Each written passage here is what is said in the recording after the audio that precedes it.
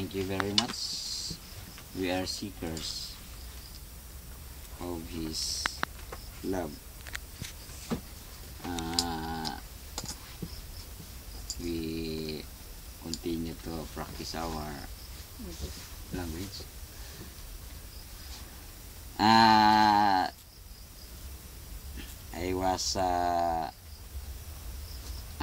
taken my attention with the question of Sister Gigi. You know the answer, Sister Gigi, is in 44, Sister Linley. I think I checked the text. There is something lacking in 42. Ang 42 po. Yes. 44, the support text of 42 is in 44. English. Yes. Therefore, be also ready, for in such an hour as you think not the Son of Man cometh. Yes. You Kaya didn't. maging handa. Yeah, you are not thinking about it. In a time when you don't think it, then when it comes to whom this person he is talking to his disciples. But they are ready, even though they are not. Yes, because parang- they are already ready. Yes, they are waiting for him nga eh. So they are ready. So according to this record, in a time when you don't think it, He will come. You know, this is a philosophical idea, Sister Gigi. Na many people, when you talk about His coming, especially the time prophecy, they will say, God will not come because you are thinking about it.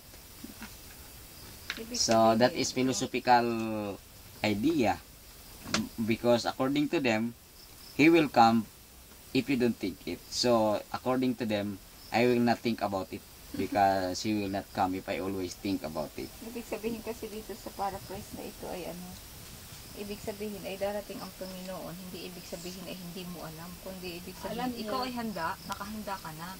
Kaya nga lamang ay mayroong pagkakataon na yung iyong kaisipan ay hindi nakafocus doon sa kanyang pagdating. Pero ikaw ay nakahanda na siya. No, that is another problem. That is what is Sister Gigi saying, that it's hard to, if we forget our God, or we have to forget His coming.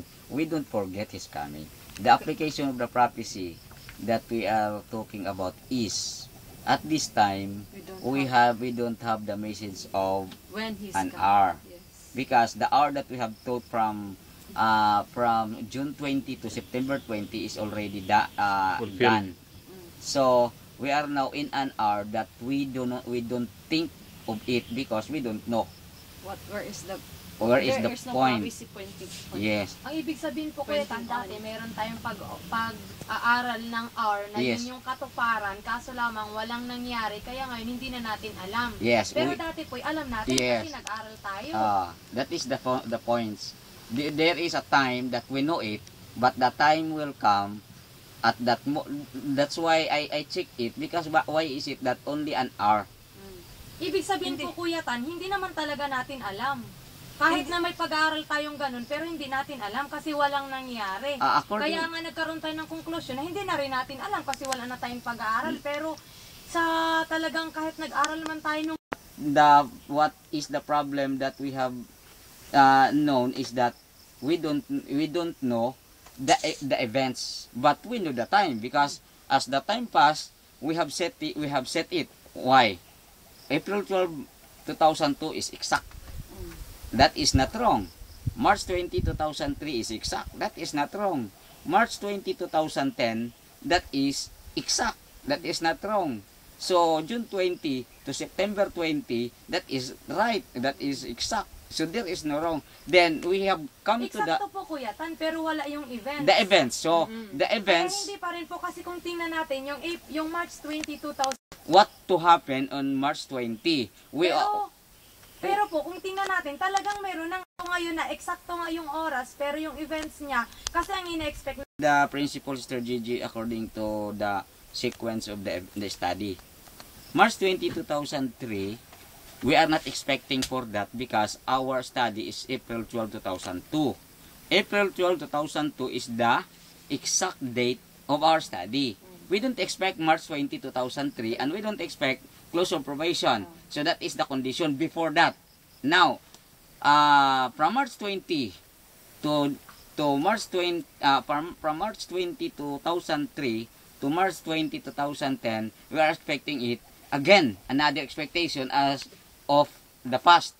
Now, the time comes when our expectation is not did not happen, but we know that there is a problem. So we know the problem. So to know the problem is the fulfillment of what we are studying. So when the 7 years occurred, the study was continued, and then we know that we are to wait for an hour in the 8th day. So we know the answer. So you don't say that there is no answer. There is an answer. Okay. Now, when the answer comes, we wait for an hour because there is an answer. From June 20 to September 20, we have to wait for the time because an hour because there in the 8th day, or this is the 8th day. So when September 20, or when these 3 months waited for, according to Brother Arnold as explained, September 11, 2010 was the events connected with the sixth plague. Because this is what we have to understand. I think this is not making our own escape. Why? Before the time or the events we are waiting for is New World Order, Second Coming, drying up of Reverie of Prates, Armageddon War. So whatever the events connected with these events we are waiting for, that is the fulfillment. Yes.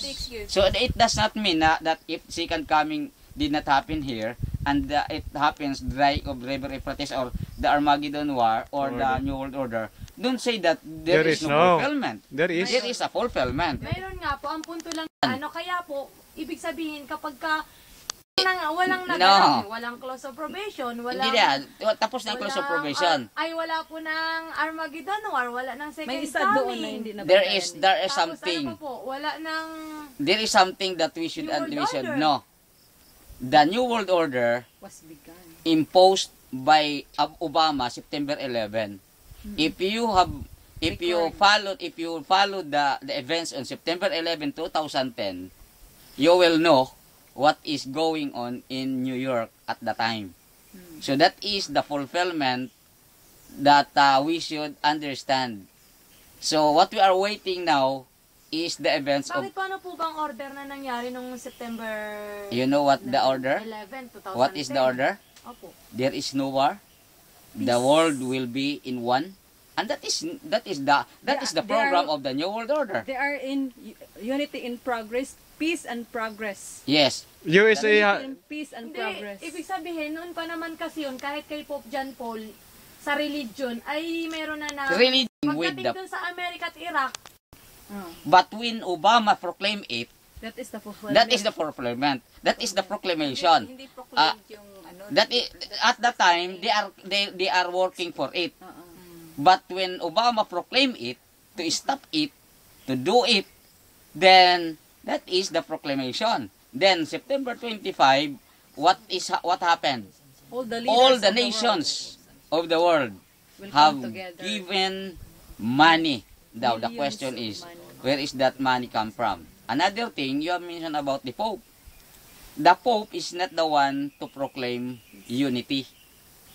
Oh, the The, kings. the, kaya the nga po kings. isa din siya sa No. sa may programa noon. No, Kaya he is nga he is laki the pa pro, kung he is saan the saan siya pumunta. he is the author, he is the promoter.